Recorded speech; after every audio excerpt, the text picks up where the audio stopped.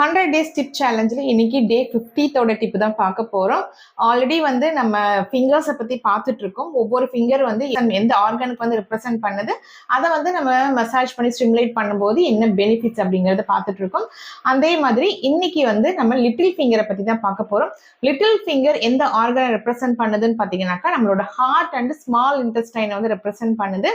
So இந்த ஃபிங்கரை வந்து நம்ம அடிக்கடி மசாஜ் பண்ணி ஸ்டிமுலேட் பண்ணும்போது என்னென்ன ப்ராப்ளம் எல்லாம் நம்மளுக்கு வந்து சரியாகும்னு பார்த்தீங்கன்னாக்கா, ஆன்சைட்டி, அதாவது ஒரு படபடப்பு, எப்போ பார்த்தாலுமே ஒரு பதட்டத்தோடயே இருப்பாங்க.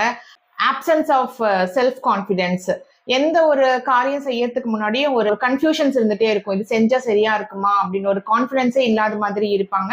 ஸோ அந்த ப்ராப்ளமும் சரியாகும். அதே மாதிரி த்ரோட் பெயின் இருந்தாலும் சரி, இல்லை ஹார்ட் ப்ராப்ளம் இருந்தாலும் சரி, இல்லை போன் இஷ்யூஸ் ஏதாவது இருந்தாலும் சரி, இந்த லிட்டில் ஃபிங்கரை வந்து அடிக்கடி வந்து நம்ம மசாஜ் கொடுத்து ஸ்டிமுலேட் பண்ணிட்டு இருக்கும்போது நம்மளுக்கு இந்த மாதிரி ப்ராப்ளம்ஸ் எல்லாமே வந்து சால்வ் ஆகும்.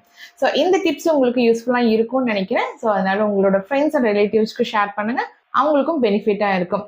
ஸோ இந்த மாதிரி நிறைய டிப்ஸ் நீங்கள் தெரிஞ்சுக்கணும் அப்படின்னு நினைச்சீங்கன்னாக்கா நம்ம பேஜை ஃபாலோ பண்ணுங்க.